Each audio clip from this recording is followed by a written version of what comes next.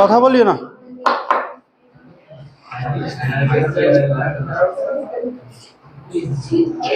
দেখো, গতদিন আমরা প্রান্তবেগ পর্যন্ত দেখছিলাম, আজকে আমরা পৃষ্ঠ টান থেকে শুরু করব।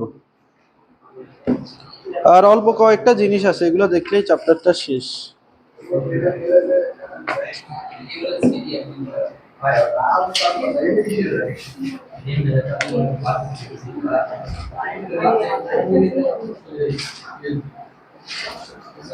দেখো, আমরা গতদিন পড়া কথা বলি না, যে পড়া শুরু হচ্ছে। তোমার সাথেও কোথায়? একই সাথে থাকো না তোমরা?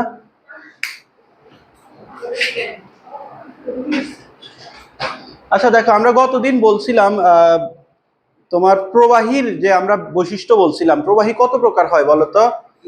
দুই প্রকার, একটা ছিল লিকুইড আর একটা ছিল বায়বীয়। তার মধ্যে লিকুইডের কি কি বৈশিষ্ট্য ছিল বলতো? তোমার সান্দ্রতা ছিল, পৃষ্ঠটান ছিল। বায়বীয়র মধ্যে শুধু সান্দ্রতা ছিল। তো লিকুইডের আরেকটা বৈশিষ্ট্য ছিল না, পৃষ্ঠটান। তো ওই পৃষ্ঠটানটাই আজকে আমরা দেখবো। চলো, তো পৃষ্ঠটানটা কি এটা একটু বলি। যে তোমার যে কোনো সারফেসের মুক্ত পৃষ্ঠ যেটা আছে, ধরো এটার মধ্যে তুমি নিশ্চয় এটা ধরো সারফেসের মুক্ত পৃষ্ঠ। সারফেসের মুক্ত পৃষ্ঠ বলতে কি বুঝাচ্ছি? তুমি ধরো একটা গ্লাসের মধ্যে পানি রাখলা, পানির একেবারে উপরের যে লেয়ারটা থাকবে, একেবারে উপরের লেয়ার, এই যে এখানে যে উপরের লেয়ারটা, একে বলতেছি কি আমরা মুক্ত পৃষ্ঠ। মানে যে পৃষ্ঠটা তোমার বায়ুর সাথে উন্মুক্ত আছে, তাকে আমরা কি বলবো? মুক্ত পৃষ্ঠ।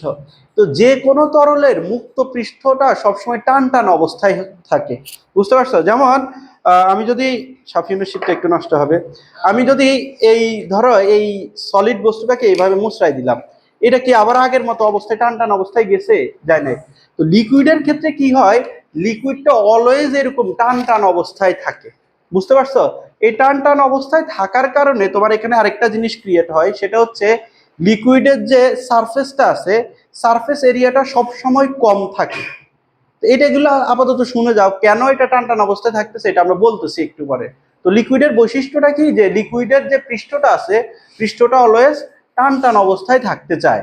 টান টান অবস্থায় থাকার কারণে কি হয়, লিকুইডের যে পৃষ্ঠটা আছে, পৃষ্ঠের এরিয়াটা সবসময় কম থাকে। মানে যত কম থাকা পসিবল তত কম থাকে, বুঝতে পারছো? এই জিনিসটা আমরা থিওরিটিক্যালিও দেখবো, একটা ম্যাথমেটিক্যাল সূত্র আছে, ওইটা দিয়েও দেখবো।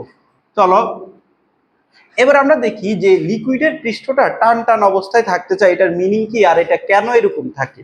দেখো এইখানে দেখো, ভিতরে লিকুইডের অণু আছে না? লিকুইডের অণু মানে কি, ধরো পানির অণু আছে। তো এখানে আমি একটা অণুকে চিন্তা করি, দেখো এই একটা অণু আছে এখানে। তো এখানে চারপাশে, এই পানির চারপাশে অনেকগুলা অণু আছে, চিন্তা করো। এখন এই পানির অণুকে, এই পানির অণুগুলা কোন বল দ্বারা টানবে বলতো? আসঞ্জন বা সংশক্তি? সংশক্তি বল দ্বারা এই পানির অণুটাকে টানবে। তার মানে খেয়াল করো, এই পানির অণুটা চার দিক থেকে সমান পরিমাণ ফোর্স পাবে কিনা বলো? কারণ এই পানির অণুর চারপাশে তো তোমার চারদিকেই তোমার পানির অণু আছে, তাই না? তাহলে এই পানির অণু, যে ভিতরে যে পানির অণুটা আছে, পানির অণুটা চার দিক থেকে ফোর্স পাচ্ছে, সব দিক থেকে সমান পরিমাণ ফোর্স পাচ্ছে। আমি তো এখানে কয়েকটা দেখেছি, এখানে তো আলটিমেটলি এরকম অসংখ্য পানির অণু আছে এটার চারপাশে, তাই না? বুঝতে পারতেছো এটা? তো ভিতরে যে পানির অণুটা আছে, চিন্তা করো, পানির অণুটা চতুর্পাশ থেকে সমান পরিমাণ ফোর্স দিয়ে একে টানা হচ্ছে। তার মানে এর উপর লব্ধি ফোর্সটা কত হবে? জিরো হবে না? বুঝতে পারছো এটা? তো এখন আসো, ধরো এই সারফেসে একটা পানির অণু আছে। সারফেসে যে পানির অণুটা আছে, এই পানির অণুর ক্ষেত্রে চিন্তা করো,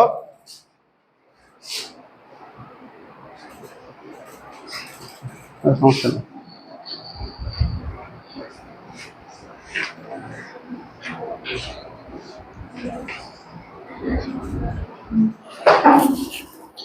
আচ্ছা, এই সারফেসের পানির অণুর ক্ষেত্রে একটু চিন্তা করো, সারফেসের পানির অণুর ক্ষেত্রে কি হবে। এই সারফেসের পানির অণুকে তোমার নিচের দিকে যে পানির অণুগুলো আছে, নিচে ধরো এটা হচ্ছে সারফেস, সারফেসের পানির অণুকে এই যে নিচের দিকের পানির অণুগুলা টানবে নিচের দিকে, তাই না? এবং খেয়াল করো, এই পানির অণুটা কোথায় উন্মুক্ত আছে? বায়ুতে, বায়ুর মধ্যে উন্মুক্ত আছে না? বুঝতে পারতেছো? দেখো নিচের দিকে তো একে পানির অণু টানতেছে এবং সাইড থেকেও এখানে পানির অণু তাকে এদিক থেকেও টানবে, কিন্তু উপরের দিকে তাকে কে টানতেছে বলতো? বায়ু টানতেছে। এই নিচের অণুগুলা কি বলতো? পানির অণু। আর উপরের অণুগুলা এগুলা কি? বায়ুর অণু। বলো এটা কি প্রবলেম আছে? এখন আসো, পানির অণুটার উপরে কয়টা ফোর্স কাজ করতেছে? একটা হচ্ছে সংশক্তি বল কাজ করতেছে, আর একটা হচ্ছে আসঞ্জন বল কাজ করতেছে। তো সংশক্তি বলটা পানির অণুকে নিচের দিকে টানতেছে, আর আসঞ্জন বলের কারণে বায়ুর অণু পানির অণুকে কোন দিকে টানতেছে? উপরের দিকে টানতেছে। তো এক্ষেত্রে হয় কি যে আসঞ্জন বলটা, সরি, হ্যাঁ, আসঞ্জন বল যেটা আছে মানে বায়ুর অণুর যে টানটা আছে, ওই টানটা হয় হচ্ছে কম। মনে রাখে, বায়ুর সাথে যে কোনো পদার্থের যে আসঞ্জন বল আছে ওই ফোর্সটা হচ্ছে কম হয়। তো এখানে চিন্তা করো, পানির অণুটাকে নিচের দিকে টানা হচ্ছে বেশি ফোর্স দিয়ে, উপরের দিকে টানা হচ্ছে কম ফোর্স দিয়ে, তাই না? তাহলে এই পানির অণুটা কি স্টেবল অবস্থায় থাকবে? চিন্তা করো, এই যে এখানে যে পানির অণুটা আছে, সে কিন্তু একে দেখো, এই পানির যেটা ভিতরে ছিল তাকে চারপাশ থেকে সমান ফোর্স দিয়ে টানা হচ্ছিল, এবং তার উপরে লব্ধি ফোর্সটা কত ছিল? 0 ছিল। কিন্তু এখানে উপরে যে আছে তাকে দেখো, নিচের দিকে ফোর্সটা হচ্ছে বেশি, উপরের দিকে ফোর্সটা কি বলতো? কম। তাহলে এর ক্ষেত্রে কি হবে? এ কি চাইবে? নিচের দিকে প্রবেশ করতে চাবে না। বুঝতে পারছো? এ কি যাবে? নিচের দিকে প্রবেশ করতে চাবে।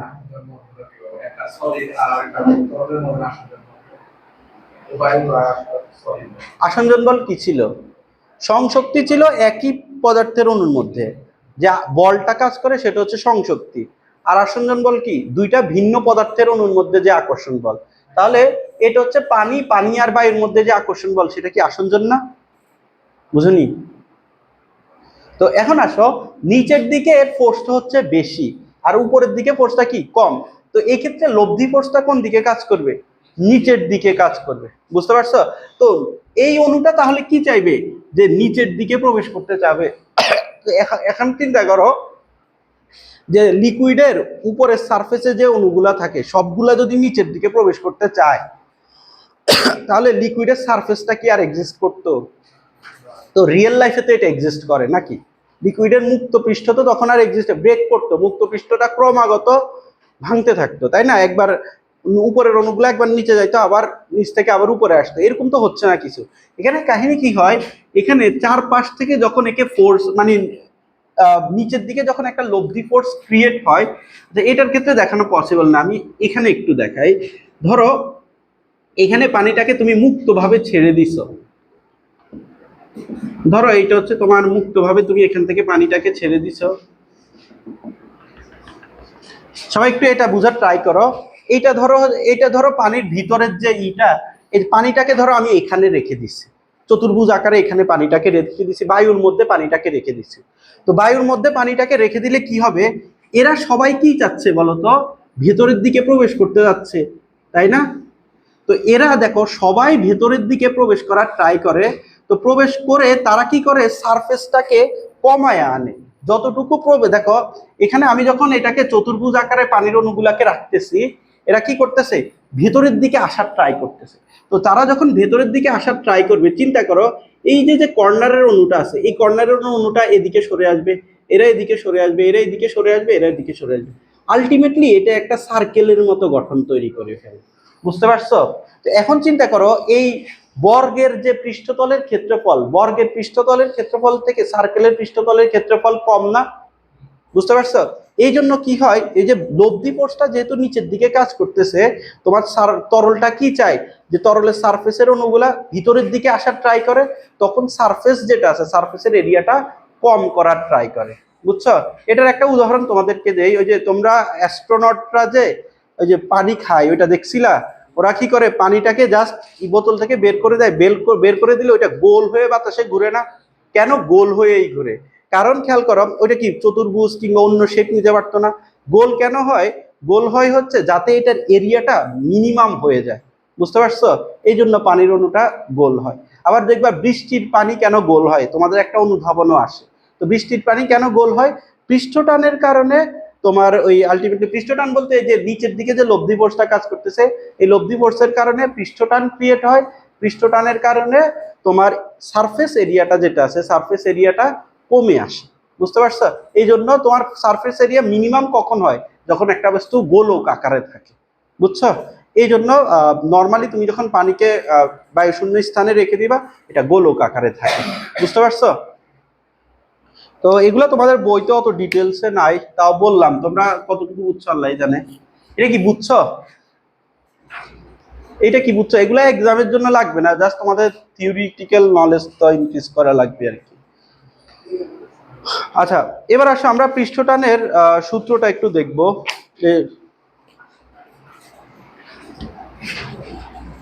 তো আমরা এখান থেকে কি শিখলাম? একটা হচ্ছে তরলের যে পৃষ্ঠটা আছে, তরলের, আবার ভিডিওটা রিক্যাপ করিয়ে হয়তো বুঝবা। তরলের যে পৃষ্ঠটা আছে, তরল পৃষ্ঠটা সবসময় টান টান অবস্থায় থাকতে চায়। টান টান থাকার জন্য তার যে সারফেস এরিয়াটা আছে, সারফেস এরিয়া সবসময় মিনিমাম পরিমাণ থাকতে চায়। বুঝতেছো? তো তরলের এই ধর্মটাকেই আমরা বলতেছি হচ্ছে পৃষ্ঠটান। তো এবার আসো পৃষ্ঠটানের ম্যাথমেটিক্যাল টার্মটা কি।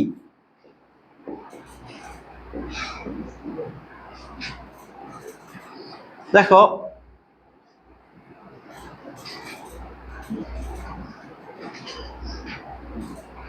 ধরো এটা হচ্ছে তরল। তরলের এখানে তুমি কি করছো, ধরো এখানে পানি আছে, পানির মধ্যে তুমি কি করছো, একটা সুই দিয়ে দিছো। মানে সুই তো বুঝো তাই না, ওই যে কাঁথা সেলাই করে না, ওই সুই তুমি এটার মধ্যে দিয়ে দিছো।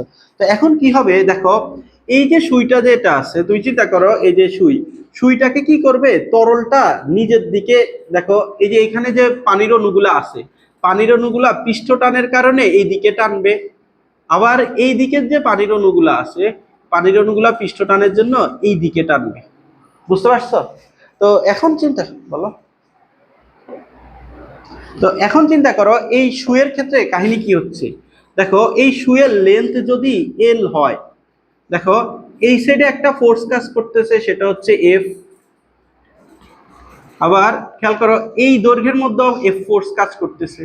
তাহলে চিন্তা করো তোমার এই যে এটার ক্ষেত্রে এদিকেও তোমার ফোর্স কাজ করতেছে, এই দিকেও ফোর্স কাজ করতেছে। তার মানে তোমার দৈর্ঘ্য আলটিমেটলি কতটুকু হবে, এই সাইডে এল, এই সাইডে এল, আলটিমেট লেন্থ কত হবে বলো তো, 2L। তাহলে 2L লেন্থে দৈর্ঘ্যে লিখো, দৈর্ঘ্যে ফোর্স হচ্ছে, বল হচ্ছে এফ।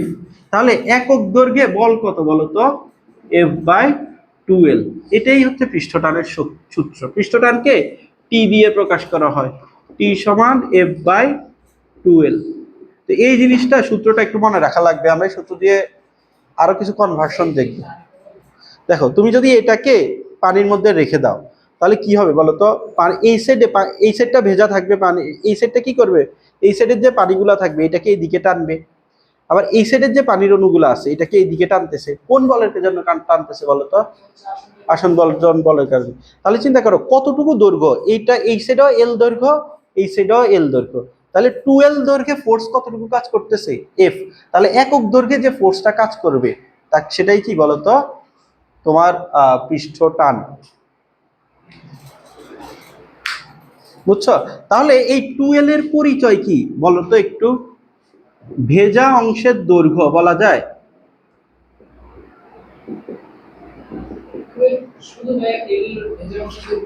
হ্যাঁ দেখো এই সাইডটাও তোমার ভিজতেছে, এই সাইডটাও ভিজতেছে, তাহলে 2L এর পরিচয়টা কি হবে, ভেজা অংশের দৈর্ঘ্য। এবার আমাকে একটা কোশ্চেনের আনসার দাও। দেখো ধরো তোমরা তো টিউব দেখছো তাই না, টিউবকে যদি আমি পানির মধ্যে রাখি, তাহলে খেয়াল করো টিউবকে এই বাহিরের অংশটার মধ্যে চারদিকে টানবে, আবার এই ভিতরের যে অংশটা আছে এটাকেও চারদিকে টানবে না। বুঝতেছো? এখন আসো তুমি যখন টিউবকে পানির মধ্যে রাখছো, তখন ভেজা অংশের দৈর্ঘ্য কতটুকু হবে বলতে পারবা? এটার ক্ষেত্রে টি সমান কি হবে, ধরো এল লিখো, এল কি, ভেজা অংশের দৈর্ঘ্য। এবার আসো এটার ক্ষেত্রে এলটা কত হবে। এত লেট কেন ভাই, আমার ক্লাস করতে যে আবার আমার ক্লাসেই লেট।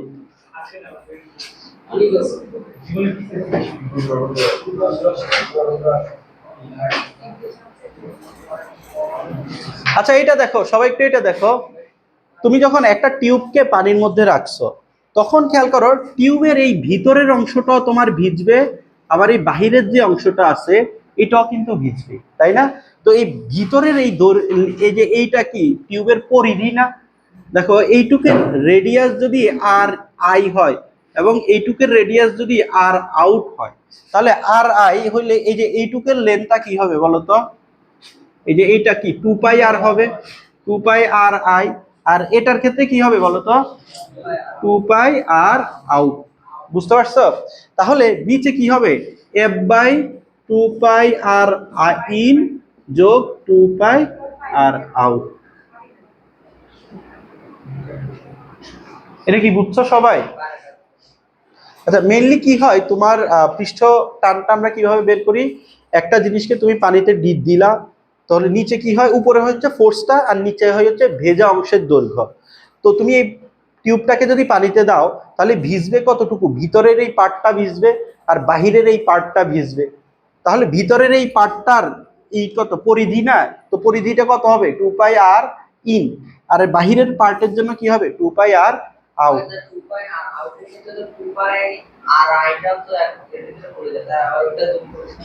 চিন্তা করো তুমি যখন এই যে আমি বাহিরের সার্কেলটা আঁকি, ধরো এটা হচ্ছে এইটা, তো এইটার ক্ষেত্রে তুমি যখন 2 পাই আর আউট দিচ্ছ তখন তো শুধু এই লেন্থটা পাচ্ছ, তাই না? তখন কি তুমি এই লেন্থটা পাচ্ছ? এই লেন্থটা পাচ্ছ না, তোমার এই লেন্থটাও তো ভিজতেছে। তো এটার ক্ষেত্রে 2 পাই আর ইনটা দিতে হবে, তোমার পরিধি না। বুঝছো? আমি আরেকটা উদাহরণ দিই তাহলে আরো বেটার বুঝবা।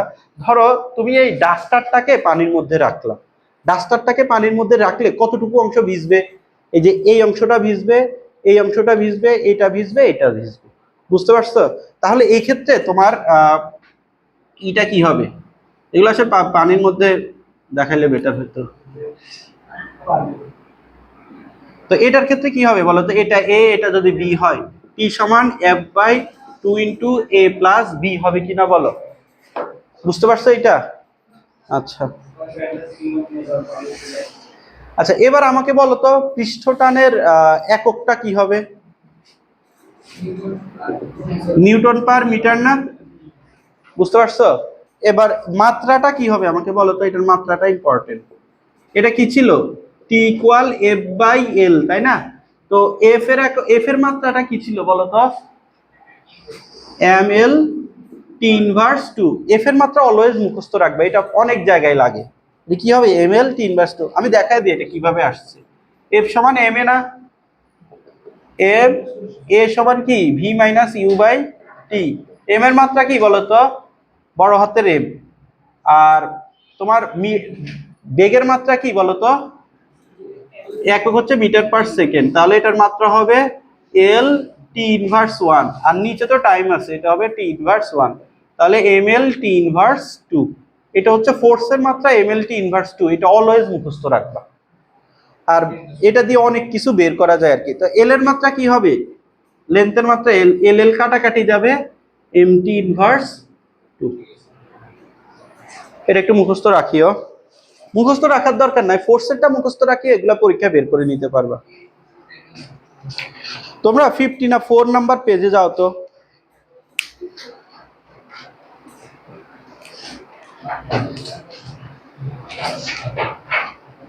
শীট আমার শেষ হয়ে গেছে, আমি তোমাকে ফটোকপি করে দিব। এখানে একটা অনুধাবন আছে, বৃষ্টির ফোঁটা গোলক হয় কেন? এটা একটু পড়ো তো, কেউ বুঝো না এমন কেউ আসো? এটা একটু আগেই আমি বুঝাইছি।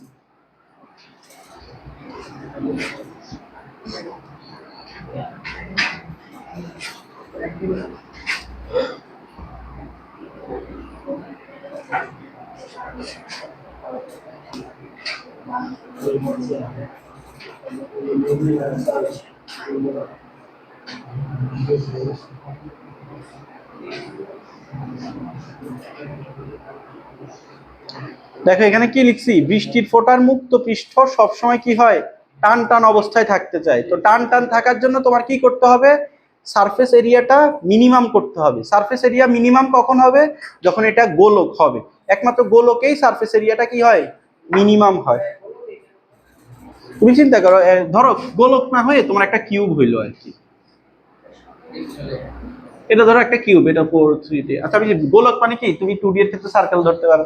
তো এই যে এটার ক্ষেত্রে তোমার যখন সার্কেলটা চিন্তা করো, এটার ক্ষেত্রে দেখো, এটার ক্ষেত্রে লেন্থটা আলটিমেটলি বেশি হবে না? বুঝতে পারছো? আর তুমি ধরো বৃত্ত চিন্তা করলা, বৃত্ত না সরি ত্রিভুজ চিন্তা করলা, এটার মধ্যে তো তোমার গোলকটা ফিট হয়ে গেলে তোমার আলটিমেটলি কি হয়, মুক্ত পৃষ্ঠের ক্ষেত্রফল এটার ক্ষেত্রে তাও কম না? তুমি যে কোনো নাও, শেপ নাও, ওই শেপের ভিতরে গোলকটা আঁকলে দেখবা কি, যে গোলকের যে মুক্ত পৃষ্ঠের ক্ষেত্রফল যেটা আছে ওইটা কম হয়। বুঝছো?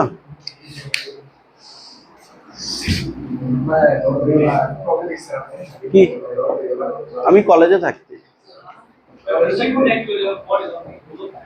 এটাও গ্র্যাভিটি এর কারণে হয় আর কি। তো তুমি ওই যে অ্যাস্ট্রোনটরা যে পানি খায় ওই ভিডিও দেখছো কখনো? ওইটা কি হয়, গোলক হয় না?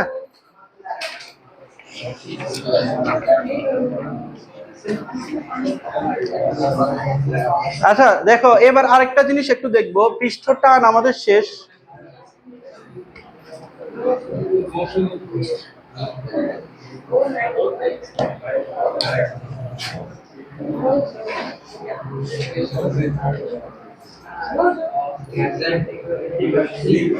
চলো আমরা এবার পৃষ্ঠ শক্তিটা দেখবো।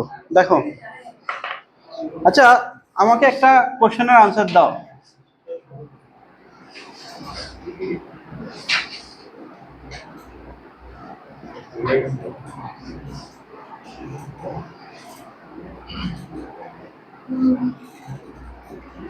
দেখো, ধরো এটার মধ্যে যে পানিটা আছে, এটা একটা চিকন গ্লাস, এটা হচ্ছে একটা মোটা গ্লাস। তো এটার মধ্যে যে পানিটা আছে, এই পানিটাকে আমি এখানে রাখছি। বুঝতে পারছো? তো এই পানিটাকে এখানে রাখার ফলে কি হচ্ছে দেখো, এই যে যে তোমার ইটা আছে মুখ, এটা কি মুক্ত পৃষ্ঠ না? বায়ুর সাথে এই পৃষ্ঠটা উন্মুক্ত। এই মুক্ত পৃষ্ঠের এরিয়াটা বেড়ে গেছে কিনা বলো? দেখো তুমি কি করছো, এই যে এই চিকন গ্লাসের পানিটাকে এখানে ঢেলে দিছো, তাহলে কি হচ্ছে, মুক্ত পৃষ্ঠের এরিয়া বেড়ে গেছে। তাহলে তুমি যখন পানিটা ঢালতেছো, মুক্ত পৃষ্ঠের এরিয়াটা বৃদ্ধি করতেছো, তখন তোমার একটা কাজ করা লাগছে না? বুঝতে পারছো? তো হ্যাঁ, দেখো এই যে এইটা যে চিকন এরিয়াটা আছে, এটা কি মুক্ত পৃষ্ঠের এরিয়া কম দেখেই তো বোঝা যাচ্ছে, আর এটা কি হচ্ছে, মুক্ত পৃষ্ঠের এরিয়া বেশি। তাহলে তুমি যখন এটাকে এখান থেকে এখানে ঢালতেছো, তোমার একটা কাজ করা লাগছে কিনা বলো? তো তোমার কাজটা কেন হয়েছে, মুক্ত পৃষ্ঠের এরিয়া এইটা থেকে এইটাতে ইনক্রিজ করার জন্য তোমার কাজটা হয়েছে না? বুঝছো? তো ধরো মুক্ত পৃষ্ঠের এরিয়া হচ্ছে এ আই ধরো, আর এটাকে ধরো হচ্ছে এ এফ। তাহলে মুক্ত পৃষ্ঠের এরিয়া কতটুকু বৃদ্ধি পাইছে, A F minus A I পরিমাণ বৃদ্ধি পাইছে কিনা বলো? বুঝতে পারছো? তো এটাকে আমরা বলতেছি হচ্ছে ধরো ডেল এ। এবং খেয়াল করো, তুমি এখান থেকে এখানে পানিটা ঢালতে তোমার ধরো কৃত কাজ হচ্ছে ডাব্লিউ। তাহলে এখানে খেয়াল করো, মুক্ত পৃষ্ঠের এরিয়া ডেল এ পরিমাণ বৃদ্ধি করতে তোমার কতটুকু কাজ করা লাগতেছে, ডাব্লিউ পরিমাণ কাজ করা লাগতেছে।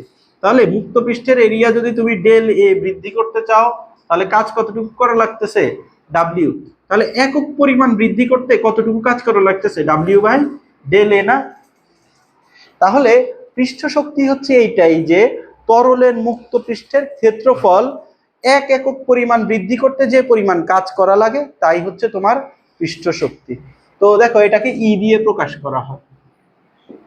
দেখো ই সমান কি বলতো, ডাব্লিউ বাই ডেল এ। একটু দেখো, দেখো এখানে আমি ডেল এ বৃদ্ধি করতে ডাব্লিউ কাজ করা লাগতেছে, তাহলে একক বৃদ্ধি করতে কতটুকু কাজ করা লাগছিল, ডাব্লিউ বাই ডেল এ। এই যে একক পরিমাণ বৃদ্ধি করতে যে কাজটা করা লাগতেছে, সেটাই কি ছিল বলতো, পৃষ্ঠ শক্তি এটাকে বলা হয়। এখন তোমাদের সংজ্ঞাটা মুখস্থ করার দরকার নাই, এই যে সূত্র থেকেই সংজ্ঞা দিতে পারবা। কিভাবে দিবা, এই ডেল এটাকে তুমি যদি 1 ধরে না, ধরো ডেল এ হচ্ছে 1, তাহলে ডেল এ 1 হলে ই আর ডাব্লিউ একই কথা না? বুঝতে পারছো? ডেল এ 1 হলে ই আর ডাব্লিউ একই কথা। তাহলে আমরা এখান থেকে কি বলতে পারি, তরলের মুক্ত পৃষ্ঠের ক্ষেত্রফল এক একক বৃদ্ধি করতে যে কাজ করা লাগতেছে সেটাই কি বলতো, পৃষ্ঠ শক্তি। বুঝতে পারছো এটা? হ্যাঁ, নর্মালি এটা বৃদ্ধি করা হয়। আমি এই উদাহরণ দিব না, একটা ম্যাথ, এটা আসলে রিয়েল উদাহরণ না, এটা দিয়ে তোমরা ইজিলি বুঝতে, এই জন্য দিছি। এটা রিয়েল উদাহরণ দিলে বুঝবা। কিসে বাড়ায়, এটা উদাহরণ দিব, একটা উদাহরণ দিলেই বুঝবা। সংজ্ঞাটা বলতে পারবা? দেখি রাজ বলো তো। মুক্ত পৃষ্ঠের ক্ষেত্রফল এক এককের জন্য এক একক বৃদ্ধি করতে যে কিছু কাজ করা হয় তাকে যে পৃষ্ঠ শক্তি বলে। বুঝতে পারছো? নুমান বলো তো দেখি, সংজ্ঞাটা বলো।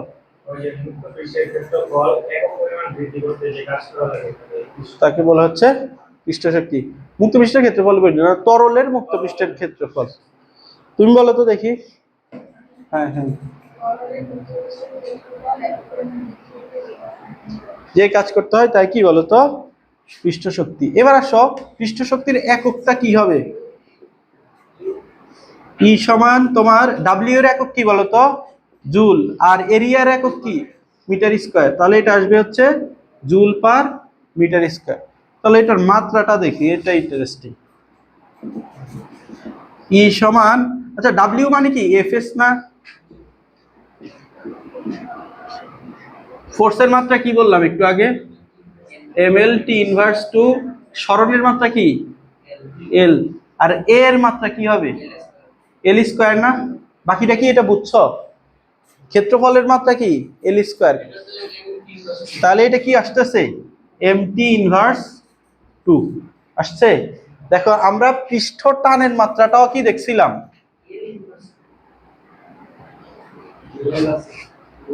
পৃষ্ঠ টান এটার মাত্রা কি দেখছিলাম বলো তো? MT inverse 2। আবার তোমার পৃষ্ঠ শক্তির মাত্রা কি সেম না?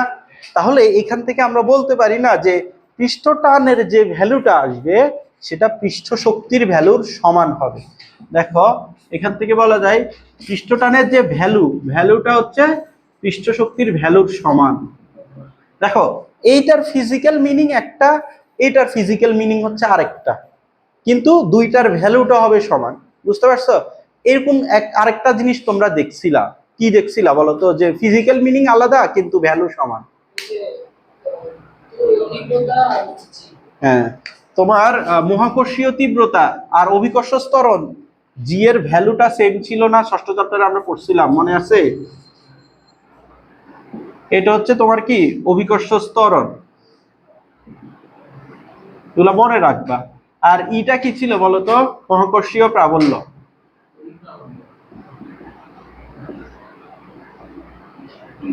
দেখো এই দুইটার ভ্যালু সমান ছিল। এটার সূত্র ছিল জিএম বাই আর স্কয়ার, এটার সূত্র কি ছিল? জিএম বাই আর স্কয়ার ছিল। হ্যাঁ, ভ্যালু সমান বলতে পারো, ফিজিক্যাল মিনিং আলাদা। এটা কি বুঝছো? এটা কি কারো সমস্যা আছে? আচ্ছা তোমাকে যদি ধরো পরীক্ষায় তোমার পৃষ্ঠ শক্তিটা তোমার লাগবে, একটা ম্যাথ করতে গেলে তোমার পৃষ্ঠ শক্তি লাগবে। এখন পরীক্ষায় পৃষ্ঠ টান দেওয়া আছে, তাহলে তুমি পৃষ্ঠ টানকেই পৃষ্ঠ শক্তি হিসাবে ইউজ করতে পারবে না, কারণ দুইটার ভ্যালু কি আসবে? একই আসবে। এবার চলো আমরা একটা ম্যাথ করি।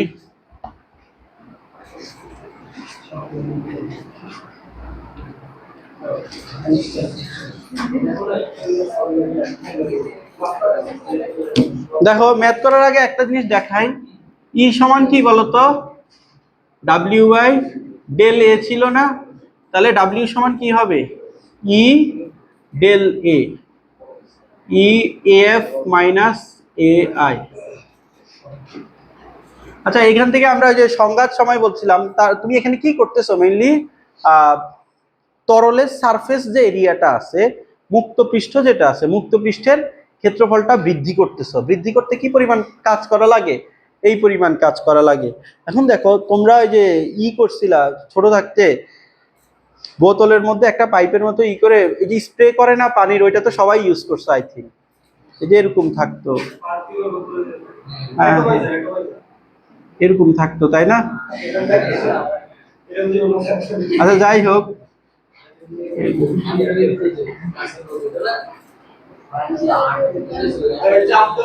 তাই না? ও এরকম থাকতো না? আচ্ছা এটা তো তোমরা সবাই ইউজ করছো। এখন একটা জিনিস নোটিস করছো কিনা, কতজন নোটিস করছো? কারো বাসায় থাকলে আজকে যে পরীক্ষা করে দেখতে পারো। দেখবা কি ওইটা যখন এই যে এখানে কিন্তু একটা থাকে, ওইটাকে ঘুরাইলে তোমার পানিটা একেবারে এরকম ভাবেও বের হয়। আবার তোমার কি হয়, এরকম ভাবে ফোটা ফোটা ফোটা ফোটা আকারে স্প্রের মতো করেও বের হয়। তো তোমরা একটা জিনিস খেয়াল করছো কি না দেখো, তুমি যখন পানিটাকে এইভাবে বের করতা, তোমার ওখানে হালকা প্রেস করলেই পানিটা বের হয়ে যেত।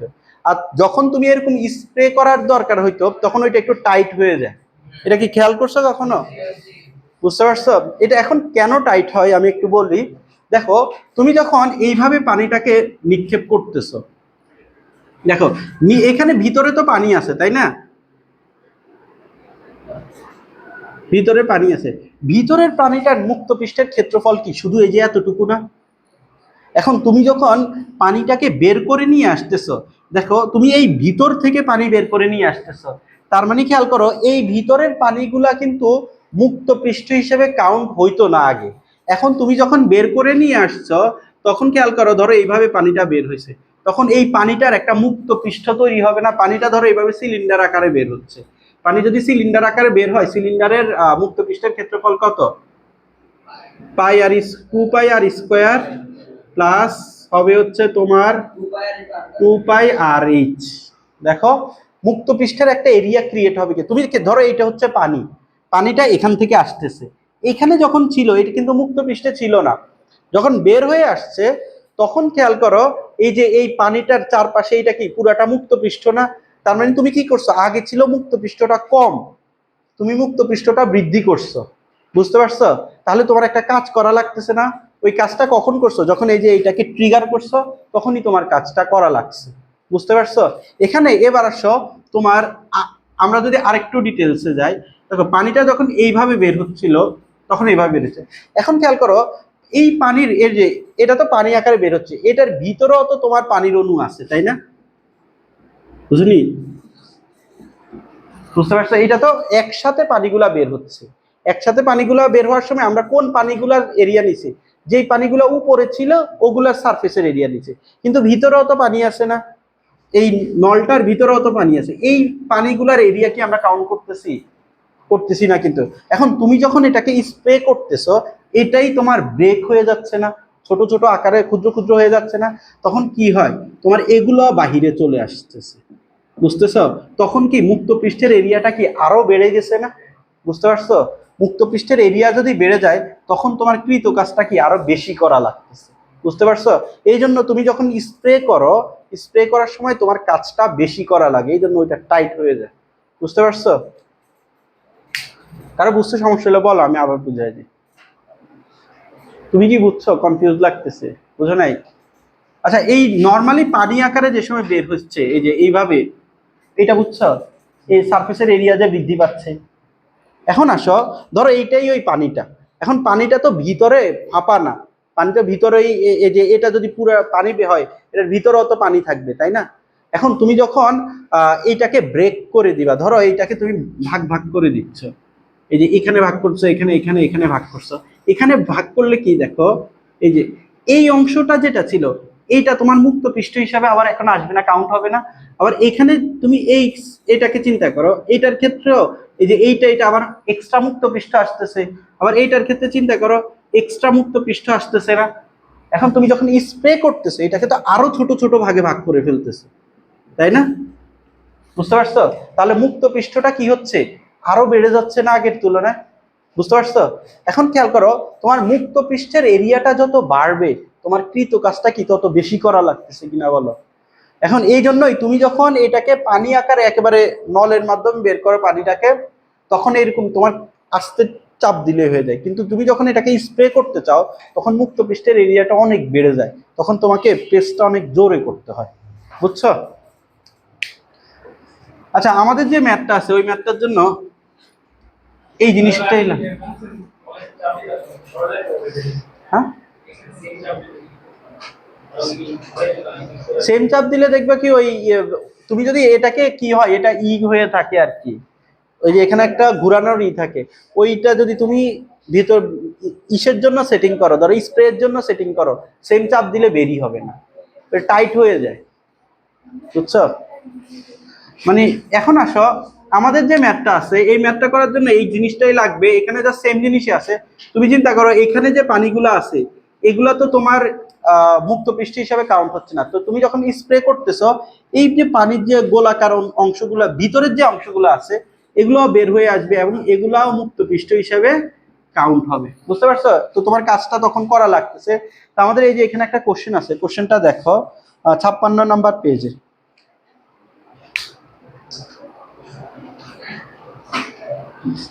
1 সেন্টিমিটার ব্যাসার্ধ বিশিষ্ট পানির গোলককে স্প্রে করে 10⁻12 সংখ্যক সমব্যাসার্ধ বিশিষ্ট কণায় পরিণত করতে করা হলে স্প্রে করতে কত কাজ করা হবে? খেয়াল করো, তোমার কাছে একটা বড় গোলক আছে, দেখো। যারা আগেরটা উদাহরণ বুঝো না, এটা আশা করি বুঝে যাবা। ধরো এটা হচ্ছে একটা বড় পানির গোলক। এখন এই যে এটা হচ্ছে পানির গোলক, এখন তুমি কি করতেছো, এইটাকে দেখো, পানির গোলকের ভিতরেও তো পানি আছে, তাই না? তো নর্মালি এই গোলকের মুক্ত পৃষ্ঠের এরিয়াটা কত? 4πr², তাই না? গোলকের মুক্ত পৃষ্ঠের ক্ষেত্রফল। এখন তুমি যখন একে স্প্রে করে দিচ্ছ, তখন ভিতরের যে পানির অণুগুলা আছে, এই পানির অণুগুলা তোমার এভাবে বের হয়ে আসবে। তখন খেয়াল করো, মুক্ত পৃষ্ঠের এরিয়াটা বের হয়ে যাবে না, বেশি হয়ে যাবে না? বুঝছো? এটা আগেরটার মতোই। এখন আমাকে কি বলছে, আমি কি করছি, এইটাকে স্প্রে করছি। স্প্রে করে 10⁻12 সংখ্যক সমব্যাসার্ধ সম্পন্ন পানির অণুতে পরিণত করছি। এখানে কয়টা আছে বলতো? 10⁻12 সংখ্যক। তাহলে এইটাকে ভেঙে এরকম 10⁻12 সংখ্যকে পরিণত করতে আমার একটা কাজ করা লাগছে। বুঝতে পারছো? তোমরা কি বুঝতেছো পড়া? তো কি পরিমাণ কাজ করা লাগছে সেটা বের করতে বলছে। ম্যাথটা বুঝো, ম্যাথটা ইজি। হ্যাঁ, তো খেয়াল করো, আমার ডাব্লিউ এর সূত্রটা কি ছিল? ই এফ মাইনাস এ আই। আচ্ছা, ই সমান আমরা কি লিখতে পারি? টি লিখতে পারি না? আচ্ছা, তাহলে W equal F minus A I গুণ টি। আচ্ছা, এফ মানে কি? ফাইনাল যে এরিয়াটা, সেটা ফাইনাল এরিয়া কি? এই যে এদের যে মুক্ত পৃষ্ঠের এরিয়াটা আছে সেটা কাউন্ট করতে হবে। এখানে কয়টা আছে? 10⁻12 সংখ্যক। আমি ধরলাম এখানে এন সংখ্যক হয়েছে। আচ্ছা, এখানে একটার মুক্ত পৃষ্ঠের এরিয়া কি হবে বলতো? এটার রেডিয়াসকে আমি ধরে নিলাম হচ্ছে ছোট হাতের আর। আচ্ছা, ই আর টি এর ভ্যালুটা কি সেম ছিল না? তো ইটাকে আমি টি দিয়ে রিপ্লেস করে দিচ্ছি। আচ্ছা, এবার আসো, এটার যে ইটা ছিল, রেডিয়াসটা আছে, এটাকে আমি ছোট হাতের আর দিছি। তাহলে এটার মুক্ত পৃষ্ঠের ক্ষেত্রফল কি হবে? 4π ছোট হাতের আর স্কয়ার হবে না? আচ্ছা, এরকম কয়টা অণু আছে বলতো? 10⁻12 সংখ্যক। আমি ধরে নিছি হচ্ছে n সংখ্যক। তাহলে টোটাল কয়টা অণু আছে বলতো? টোটাল মুক্ত পৃষ্ঠের এরিয়া কত হবে? n into 4πr²। এটা কি বুঝছো তোমরা? তো এখন চলো আমরা এখানে একটু এগুলো রিপ্লেস করে দেই। এফ এর ভ্যালুটা কত? এই যে n into 4πr²। A I এর ভ্যালুটা হচ্ছে 4πr², আর এখানে ছিল হচ্ছে টি। তাহলে এখান থেকে কমন যায় কি বলতো? 4π কমন যায়, তাহলে nr² মাইনাস r² গুণ টি। তাহলে এইটা হচ্ছে তোমার কৃত কাজের সূত্র। কোনটা এটা? আচ্ছা, এখানে এটা তো ছোট থেকে বড় থেকে ছোট হয়েছে। তো এখানে কয়টা হয়েছে? 10⁻12 সংখ্যক। এখন আমাদের প্রতিটা অণুর জন্য মুক্ত পৃষ্ঠের এরিয়া কাউন্ট করতে হবে। এখন সবগুলো আমাকে বলছে সমব্যাসার্ধ সম্পন্ন। আমি একটার জন্য মুক্ত পৃষ্ঠের এরিয়া কত হবে? 4πr²। একটা, এটার রেডিয়াস কত ধরছি? ছোট হাতের আর। তাহলে এখানে যদি n সংখ্যক অণু হয়, তাহলে টোটাল কতটুকু হবে? n into 4πr²। বুঝছো? তাহলে এখানে এফটা কি? ওই n ইন্টু 4πr²। n এটা কিন্তু এই সবগুলার জন্য মুক্ত পৃষ্ঠের এরিয়া বোঝাচ্ছে। আর এ আইটা কি ছিল? এইটার মুক্ত পৃষ্ঠের এরিয়া। তো এইটার মুক্ত পৃষ্ঠের এরিয়া কত? 4πr²। এখান থেকে 4π কমন না। তো এই সূত্রটা একটু মুখস্থ রাখবা তোমরা। এটা হচ্ছে গোলকের জন্য।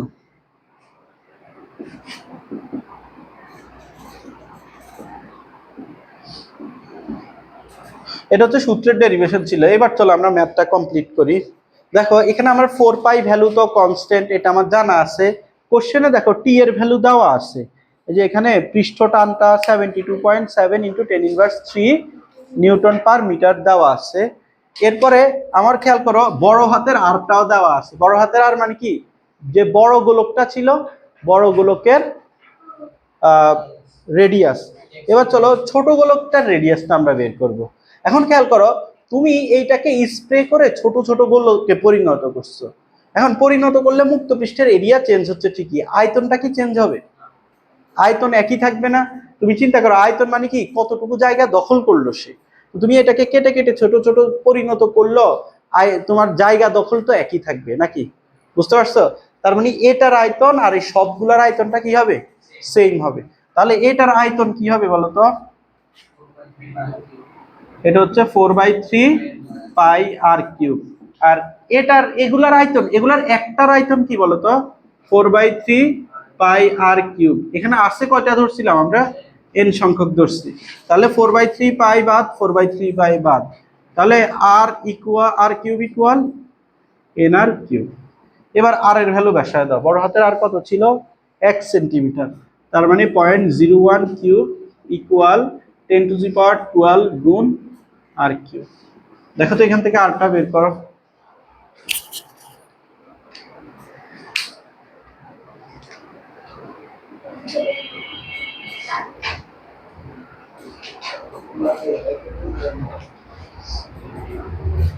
ক্যালকুলেটর আনো নাই? কত?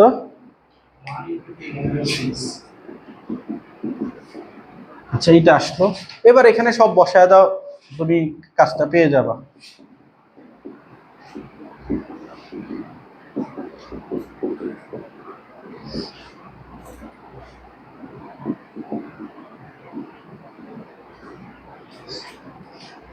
টি এর ভ্যালুটা ছিল 72.3 ইন্টু 10⁻3।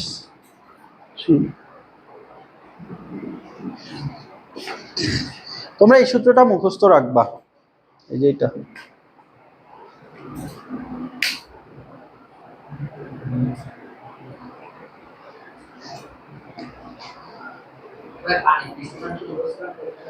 মুখস্থ রাখতে পারো, এমসিকিউ তো অনেক সময় আসে।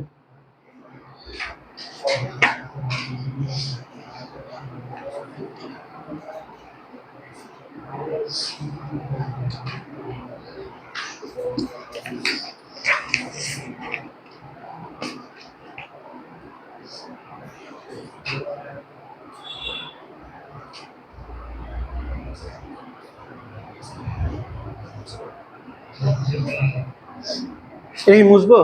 আচ্ছা, সবাইকে এই ম্যাথ বুঝছো? এই ম্যাথ কিন্তু পরীক্ষায় আসে। চলো এবার আমরা আরেকটা নতুন কনসেপ্ট দেখব।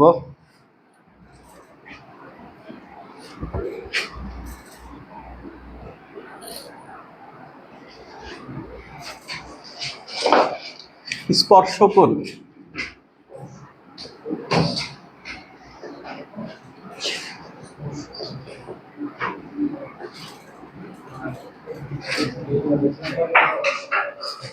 দেখো, আচ্ছা তোমরা যারা ভুলে গেছো তাদের জন্য আবার বলি, সংশক্তি বলটা কি ছিল বলতো? একই জাতীয় অণুগুলোর মধ্যে যে আকর্ষণ বল। ধরো এখানে পানি আছে, এই যে এখানে পানি আছে, পানি আর পানির মধ্যে যে আকর্ষণ বলটা, তাকে আমরা কি বলি বলতো? সংশক্তি বল। আর আসঞ্জন বলটা কি ছিল? ভিন্ন জাতীয় যে অণুগুলোর মধ্যে আকর্ষণ বল, সেটা কি? আসঞ্জন বল। যেমন এই যে এখানে পানি আছে, পানি আর বায়ুর মধ্যে একটা আকর্ষণ বল আছে না? এটা কি বলতো? আসঞ্জন বল। সরি, হ্যাঁ এটা আসঞ্জন বল। আর সংশক্তি হচ্ছে একই জাতীয় অণুগুলোর মধ্যে আকর্ষণ বল। আচ্ছা এবার চলো আমি একটা জিনিস দেখাই। ধরো এইটা, আচ্ছা তুমি যদি এই নর্মাল ফ্লোরে পানি ঢালো, পানিটা কিভাবে থাকে? এরকম ভাবে ছড়ায় যায় না পানিটা? আর তোমরা কচু পাতার মধ্যে কখনো পানি পড়তে দেখছো? তখন কি হয় বলো তো? ধরো এটা হচ্ছে কচু পাতা, পানিটা এই যে এরকম ভাবে থাকে না? আচ্ছা কচু পাতার সার্ভিসটা আমি দিই। পানিটা কাইন্ড অফ এইরকম ভাবে থাকে না? বুঝতে পারছো? এখন চিন্তা করো, কচু পাতার মধ্যে যদি তুমি পানি দাও, কচু পাতাকে কি পানি ভিজাইতে পারে? কচু পাতা কিন্তু তোমার শুকনাই থাকে, তাই না? আর এইটা ধরো তোমার শরীরের স্কিন, স্কিনে পানি ঢাললে পানিটা এরকম ভাবেই থাকে এবং তোমার শরীরকে ভিজায় ফেলে না পানিটা। এখন আসে এইটা কেন হয় যে একটা জিনিসকে পানি ভিজাইতে পারতেছে আর একটা জিনিসকে পারতেছে না? দেখো, এই যে পানির অণুগুলা আছে, পানির অণুগুলা নিজেদের মধ্যে কোন বল কাজ করতেছে বলতো? সংশক্তি। এবং এই পানির অণু আর এই সারফেসের অণুগুলোর মধ্যে কোন বল কাজ করতেছে? আসঞ্জন বল কাজ করতেছে। এখন যখন তোমার এই সংশক্তি বল থেকে আসঞ্জন বলটা বেশি হয়ে যায় তখন কি হয়, এই পানির অণুগুলা এই এই সারফেসের অণুগুলার দিকে আসতে চাবে না। বুঝতে পারছো? তোমার কি হয়, পানির অণুগুলা কি হচ্ছে, এক্ষেত্রে আসঞ্জন বলটা সংশক্তি বল থেকে বেশি, তখন কি হবে বলতো, এই পানির অণুগুলা এই সারফেসের অণুগুলার দিকে আসতে চাবে। এই জন্য পানির অণুগুলা কি হয়, আলটিমেটলি ছড়ায় যায়। তুমি যখন তোমার শরীরে পানি ঢালতেছো, পানিটা সম্পূর্ণ শরীর ছড়ায় যাচ্ছে না, কেন ছড়ায় যায়? পানি আর তোমার শরীরের অণুর মধ্যে যে আসঞ্জন বলটা আছে, ওই আসঞ্জন বলটা পানি পানি সংশক্তি বল থেকে বেশি। বুঝতে পারছো এটা? বুঝনি? আচ্ছা, এরপরে আসো তোমার কচু পাতা আর ধরো পানির অণু। দেখো, কচু পাতা আর পানির অণুর মধ্যে যে তোমার আসঞ্জন বলটা আছে, ওই আসঞ্জন বলের ভ্যালুটা খুবই কম। বুঝতে পারছো? কিন্তু এই ক্ষেত্রে তোমার সংশক্তি বল তো পানি পানির মধ্যে কনস্ট্যান্টই থাকে, কিন্তু এই যে এর সাথে যে আসঞ্জন বলটা আছে, আসঞ্জন বলটা অনেক কমে যায়। এর জন্য এই পানির অণুগুলা তখন কি হয়, সংশক্তি বলের কারণে নিজেদের কাছাকাছি থাকে আর কি। তো নিজেদের কাছাকাছি থাকার জন্য আমরা কি বলছিলাম, শেপটা নর্মালি কেমন হইতে চায়, গোলক আকারে হইতে চায়। তো এই জন্য এটা এরকম হয়ে একটু ডিভিয়েশন ঘটে। ডিভিয়েশনটা কেন ঘটে? ওই যে ইসের জন্য আর কি, গ্র্যাভিটি এর জন্য। হুম, আসঞ্জন বলটা কম, এটা ডিপেন্ড করে হচ্ছে তোমার সারফেসের নেচারের উপর। এক একটা সারফেসের জন্য এক এক রকম হয়। আবার তুমি মার্কারি আর তোমার শরীরের ক্ষেত্রে আসঞ্জন বল চিন্তা করো, ওইটা অনেক কম। বুঝছো? মানে এটা হচ্ছে সারফেসের একটা বৈশিষ্ট্য।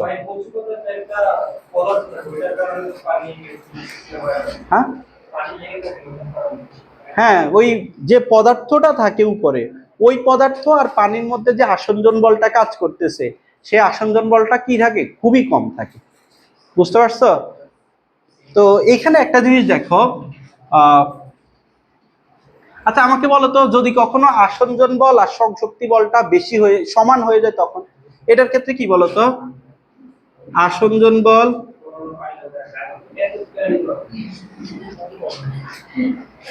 ইজ, আচ্ছা, আসঞ্জন বল ইজ গ্রেটার দেন সংশক্তি, আর এটার ক্ষেত্রে কি বলতো, আসঞ্জন বল ইজ লেস দেন সংশক্তি। আচ্ছা, যদি আসঞ্জন বল আর সংশক্তি বলটা সমান হয় তখন হয় হচ্ছে যে এরকম ভাবে থাকে।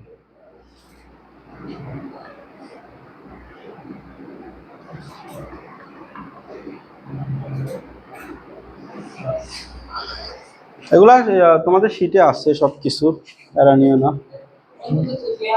হুম, হ্যাঁ আছে।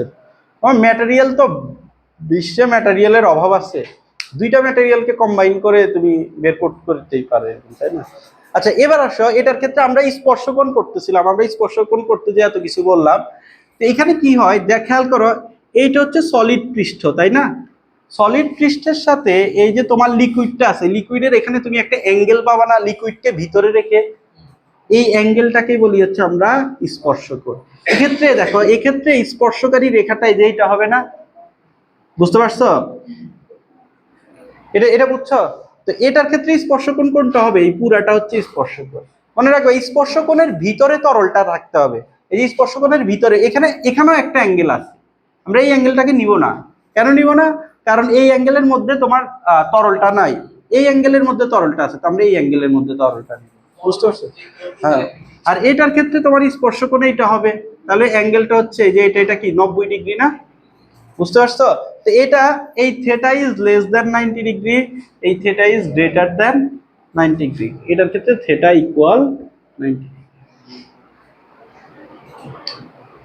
তাই কি বুঝছো? এখন চিন্তা করো, তুমি গোসল করার ক্ষেত্রে কোনটাকে চুজ করবা এই তিনটার মধ্যে? হ্যাঁ, তো তোমার যেটার ক্ষেত্রে, যেটার সাথে তোমার শরীরের আকর্ষণ বলটা বেশি হবে, তুমি ওইটাকেই চুজ করবা, তাই না? মানুষ কিন্তু মিল্ক দিয়েও গোসল করে, তাই না? মিল্ক দিয়ে গোসল করে না বড় লোকরা? আচ্ছা, যাই হোক, তো মিল্কের ক্ষেত্রেও যে আসঞ্জন বলটা আছে, ওইটা সংশক্তি বল থেকে বেশি হয়। বুঝতে পারছো এটা? হ্যাঁ। কিছুদিন আগে দেখছিলাম ছাত্রলীগ ছেড়ে দিচ্ছে, এই জন্য গোসল করে তারপরে ছাত্রলীগ ছাড়তেছে। ওর করে, হ্যাঁ, শিবির, জামাত শিবির ছেড়ে তুমি কি দিয়ে গোসল করছো? তুমি কাকে ছেড়ে কি দিয়ে গোসল করছো বলো?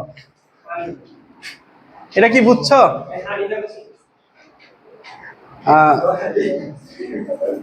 আচ্ছা, এটা কি বুঝবো? তোমরা কি বুঝছো এগুলা? এখান থেকে একটা অনুধাবন আসতে পারে যে আমরা পানি দিয়ে কেন গোসল করি। এটা একটু লিখে রাখো না, এটা একটা ব্যাপার তো অ্যাভেইলেবল পানিটা, কিন্তু তোমার এটা অ্যাভেইলেবল তো বড় লোকদের জন্য তো সবই অ্যাভেইলেবল, তাই না?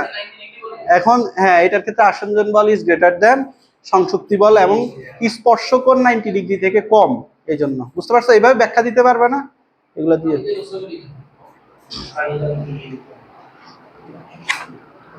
আচ্ছা, এরপরে চলো আর দুইটা আরেকটা অনুধাবন আছে।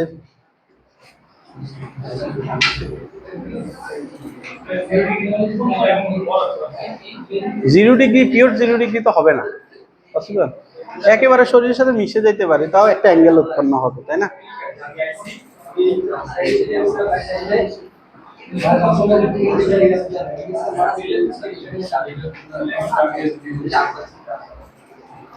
আচ্ছা দেখো, তোমাদেরকে এখন একটা বাস্তব বলি। তোমরা গোসল করতে যে এই যে মগ যেটা আছে, মগকে পানির মধ্যে এইভাবে কখনো দিছিলা? তারপরে ভিতরে হাত ঢুকায় দেখছিলা পানিটা একটু উপরে উঠে যায়? এটা কি খেয়াল করছিলা কখনো? আজকে যে ট্রাই করিও, কি করবা, একটা মগকে অথবা গ্লাসকে পানির মধ্যে এইভাবে দিবা। গ্লাসকে দিলে মনে হয় হবে না, প্লাস্টিক লাগে। হ্যাঁ, এভাবে দিলে দেখবা কি ভিতরে হাত ঢুকায় দেখবা পানির লেভেল যা আছে এর থেকে তোমার পানিটা একটু উপরে উঠে যায়। তো কখনো কোশ্চেন আসে নাই যে এটা কি কেন হইতেছে? হ্যাঁ, জানো? বলো বলো বলো। হ্যাঁ, বলো বলো।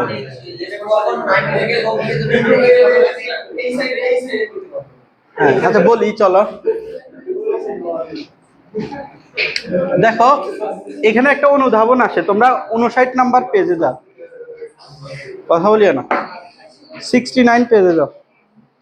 59 সরি 59।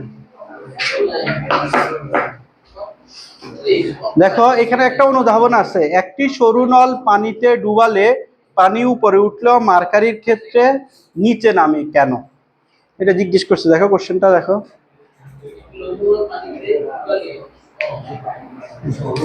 চলো এটা একটু দেখার ট্রাই করি। তুমি দেখো, এখানে ধরো পানি আছে,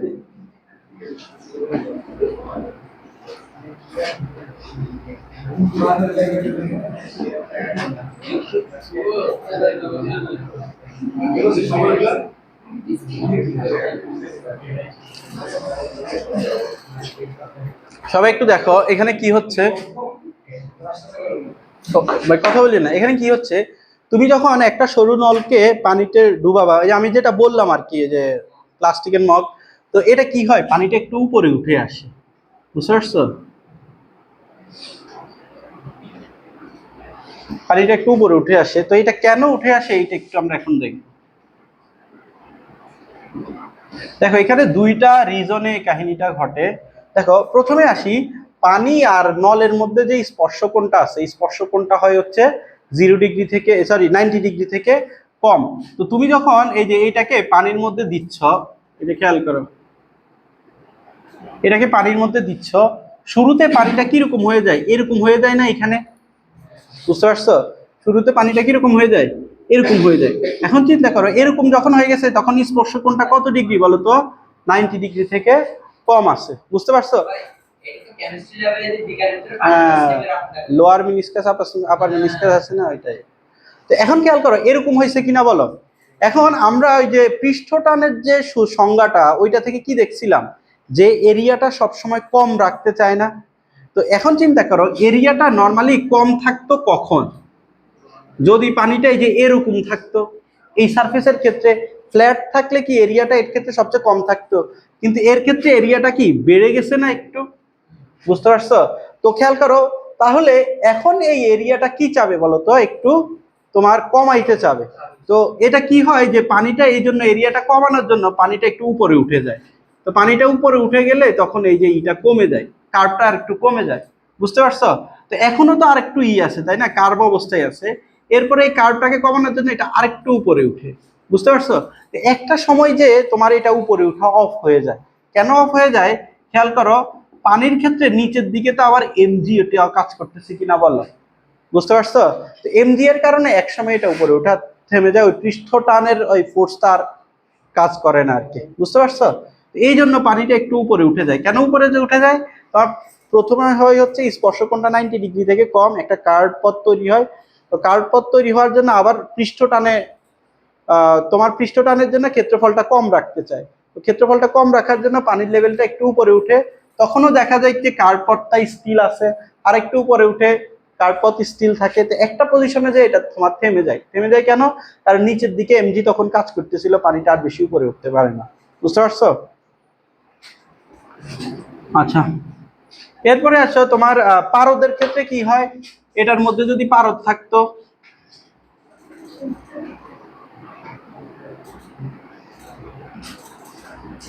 পারদ থাকতে তুমি যখন একটা টেস্ট টিউব দিতা তখন কি হইতো বলতো? এই অ্যাঙ্গেলটা হয়তো এই যে এরকম হইতো। তখন এটা কমানোর জন্য এটা আরেকটু পৃষ্ঠটান বেড়ে গেছে, তাই না? দেখো পৃষ্ঠটানের জন্য এটা আবার আরেকটু নিচে নেমে আসে, তখন এরকম হয়ে যায়। তো এখান থেকে আমরা একটা সূত্র দেখবো, চলো। পৃষ্ঠটান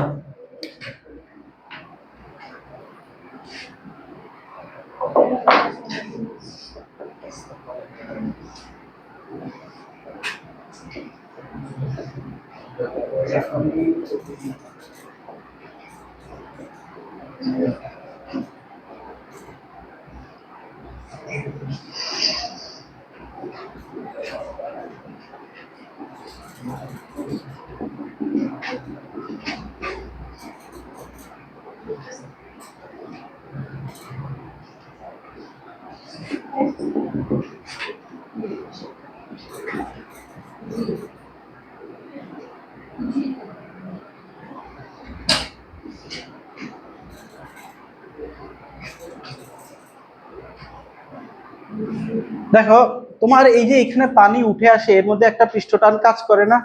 তো পৃষ্ঠটানের সূত্রটা তোমরা ডিরেক্ট মনে রাখবা, যে H rho g r by 2 cos theta. এই যে এই পজিশনে এর মধ্যে একটা পৃষ্ঠটান কাজ করতেছে, সবসময় তো একটা পৃষ্ঠটানটা কাজ করে। তো এইখানে পৃষ্ঠটানের সূত্রটা হচ্ছে H rho g r by 2 cos theta. এই সূত্রের প্রমাণ লাগবে না, ডিরেক্ট মুখস্থ রাখবা। এখানে এইচটা কি বলতো? এই যে পানিটা কতটুকু হাইটে উঠছে সেটা। আর আরটা হচ্ছে তুমি এই যে নলটা নিছো, নলের রেডিয়াসটা হচ্ছে আর, আর থেটাটা হচ্ছে তোমার স্পর্শকোণ। এটা হচ্ছে এই যে কৈশিক নলে যখন পানি উঠতেছে, এখানে একটা পৃষ্ঠটান আছে না, ওই পৃষ্ঠটানের সূত্র হচ্ছে এইটা। তো এই চ্যাপ্টার এখানেই শেষ। আমি নেক্সট দিন তোমাদের সিকিউ প্র্যাকটিস করাবো। এখন তোমরা আমাকে বলো, কারো কি এই চ্যাপ্টারে কোনো টপিকে প্রবলেম আছে কিনা, আমি বুঝাই দিচ্ছি। আজকের টপিকে এই চ্যাপ্টার পুরোটার মধ্যেই কোনো প্রবলেম থাকলে বলো। আমি নেক্সট দিন ম্যাথ করাবো।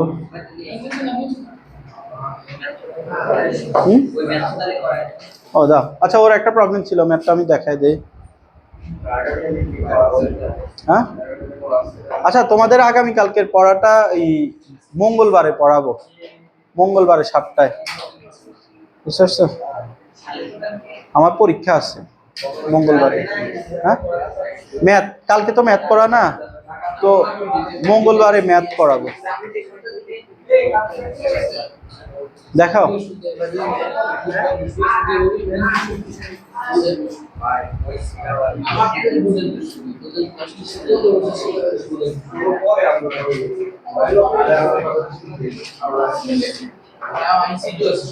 কোনটা বলছিলা, 12 number?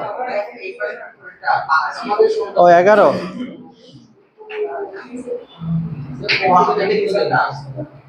Two into 10⁸ newton per metre square চাপে সীসার ঘনত্ব কত হবে? এইটা